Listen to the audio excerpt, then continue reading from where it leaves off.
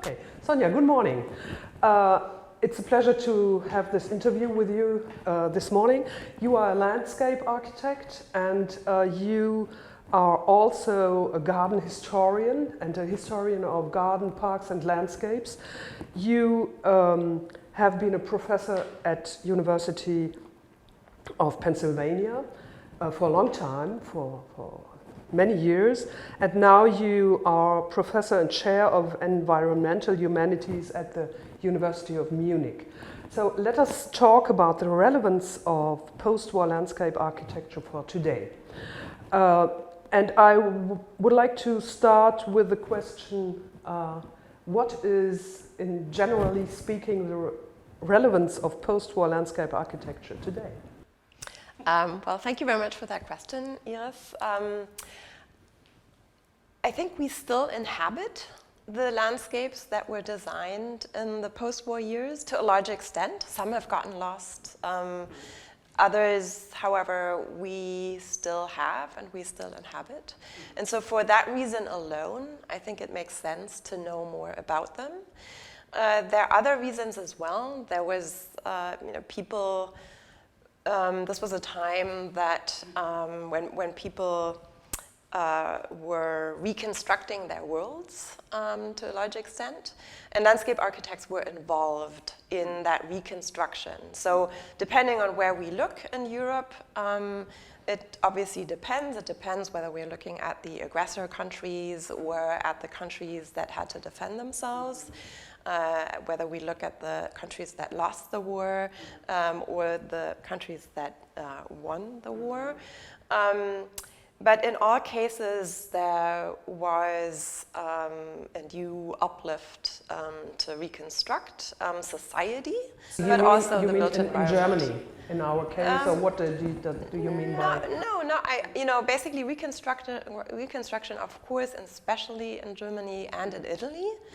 So in the countries, who began the war and then lost it, but also in other countries that were affected by the war. So there was a lot of kind of new construction going on, partly reconstruction, but also partly then kind of new construction. So, and knowing about that, because we actually still inhabit those same landscapes, is, I think, relevant. Then there was at the time kind of a belief in landscape that might also be relevant today, because it was a belief in landscape that could kind of improve the world for people. So new societies, new landscapes, and that's also something that might be... May I ask one question? What do you mean then? So because the time we cover with our conference, these are 30 years, and the situation certainly was different in 45 or 50 in the 50s from the 70s, because the importance of nature, landscape, and so on certainly increased in these 30 years. Yes, I agree to a certain extent, but I think the realization that you needed landscape, that you needed light, that you needed sun, we talked a little bit about that yesterday and some of the contributions, was already kind of a realization that people had already in the late 19th century, then early 20th century, and that was kind of carried into the post-war, immediate post-war years. And so even though the environmental movement only kicks in and takes off in the 1970s, 80s to a greater extent, already in the 1950s, you can see in these kind of reconstruction efforts that many of those concerns are actually already at the back of people's minds. So they want to kind of create livable landscapes. They want to create landscapes that people can recreate in. So healthy landscapes, that was of big importance. And I think the idea that also resonates today, or I would like to think that it resonates today, is that landscape is not a luxury.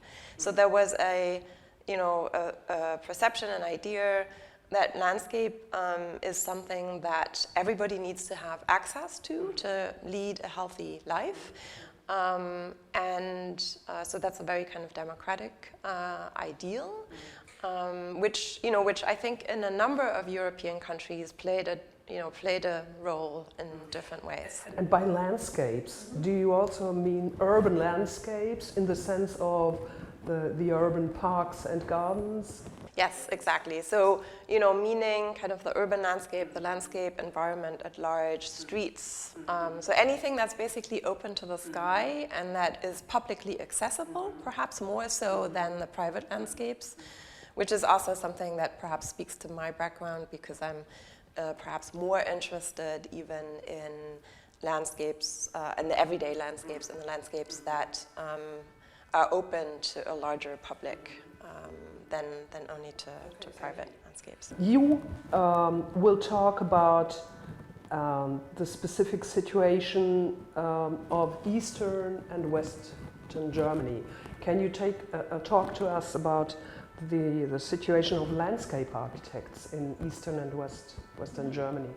So in both cases, I think there was a big, the big idea was that landscape can contribute to creating a better world for everybody.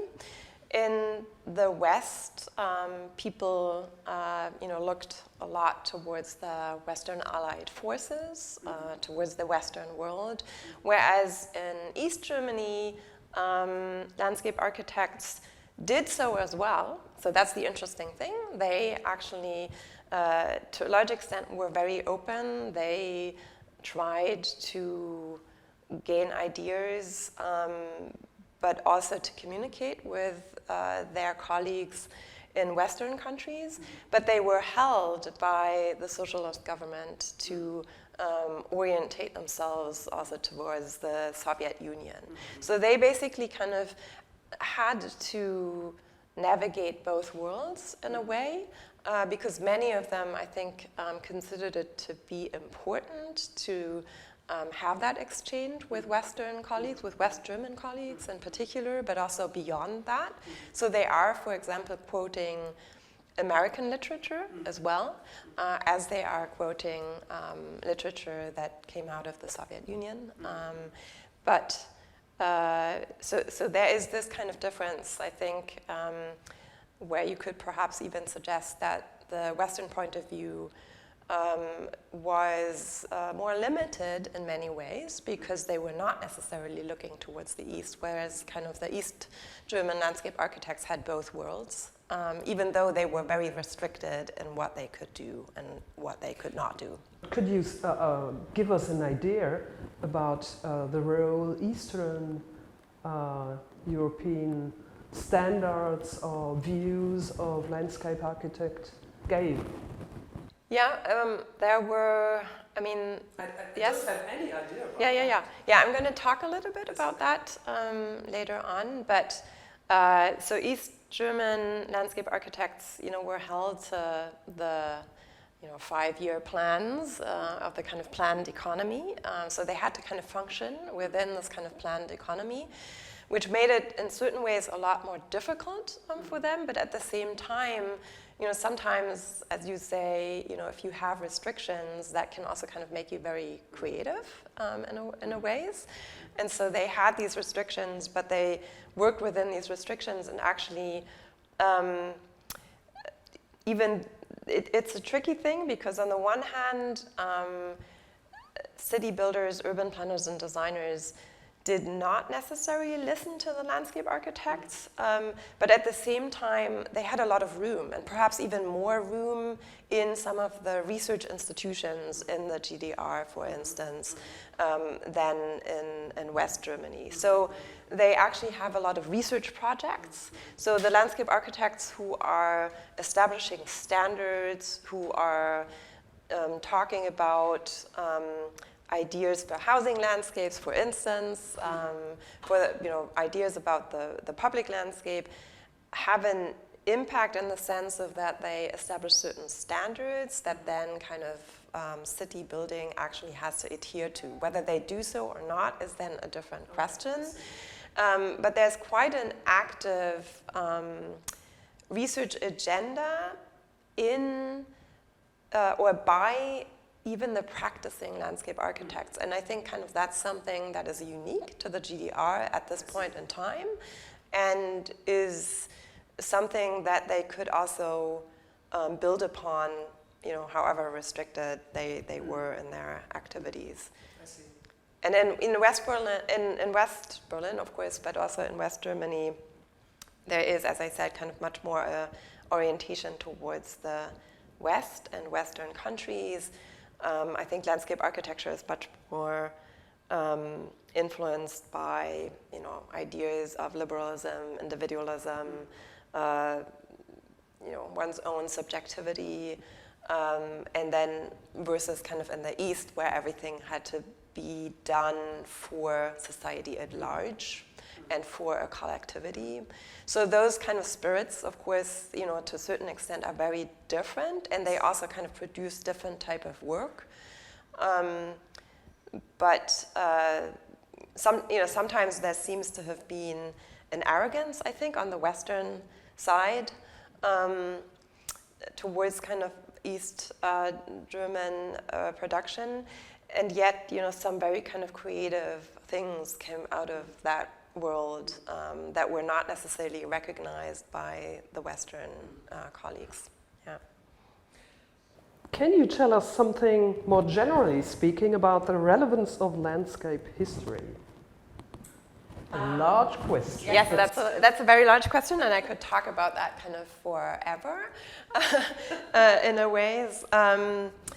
So I think, because we've always shaped our surroundings as human beings, this is a very fundamental question. So it's a very important question for humankind, because the way we interact with our environment has obviously changed throughout time. In order to understand where we are today and where we will be going in the future, it's always helpful to know what happened in the past. I think today there's also kind of this renewed interest in the environment. So landscape history can actually fit right in there, and is perhaps not sufficiently recognized for that at the moment. So maybe the next question will follow. How can we attract more attention to landscape history today? Because due to this, what you said, there should be large interest in our profession and interests. Yes, exactly.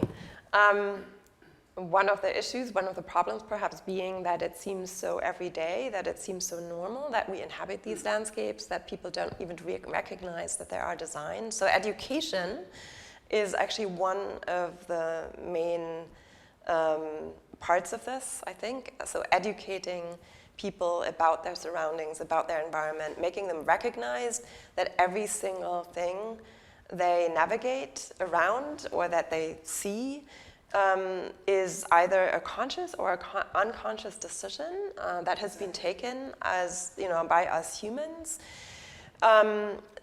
And you can do that by educating people. You can do that by establishing programs in landscape architecture in the environmental humanities, which is where I am right now. Establishing more professorships in the field of landscape architectural history, but also landscape history more broadly, environmental history. I think environmental historians and landscape historians need to talk to each other. They have done that, and they are doing that increasingly so. So we've seen that shift in the last 10 to 15 years happening. That's very promising. But there's still, I think, a lot of neglect on the side, perhaps, of environmental historians who don't necessarily, know of this field of landscape history. That has changed, so we shouldn't generalize that. But there are these two fields that are actually intricately connected, and they've developed in parallel, beginning in the 1970s in particular, and now I think we're increasingly seeing kind of where the overlaps are, or how it can be really productive for the two fields, the two subfields of history to actually talk to each other. So yes, generally. Let us keep on in doing so. Yes, exactly. So, educating people, perhaps, obviously creating positions. Conferences like this one are incredibly important, and also to bring the public at large into these discussions, into these exhibitions, anything that is public facing can, I think, help to sensitize people in general and the public at large to anything that revolves around the built environment and designed landscapes.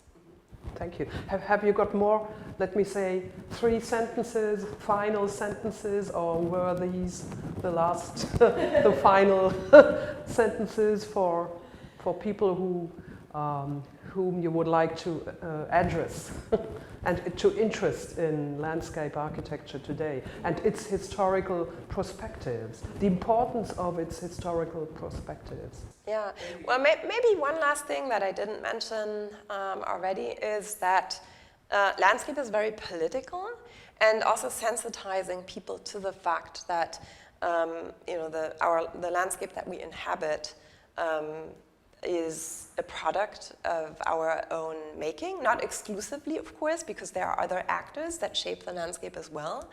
But because it's an environment in part of our own making and relating to the interactions of humans and the environment at large,